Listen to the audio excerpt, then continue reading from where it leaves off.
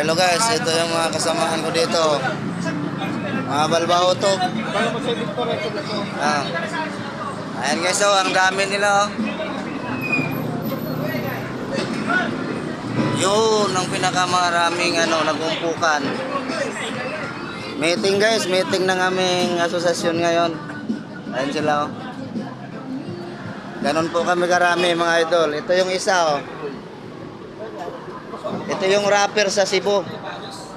Makapalang bigote. Ayan guys, oh. Kaya walang masakyan yung mga pasahero namin ngayon dahil general meeting namin ngayong araw o ilang oras. Kaya mga idol natin yan guys. Sisimula na guys, nagdasal na pala. Patayin ko na to.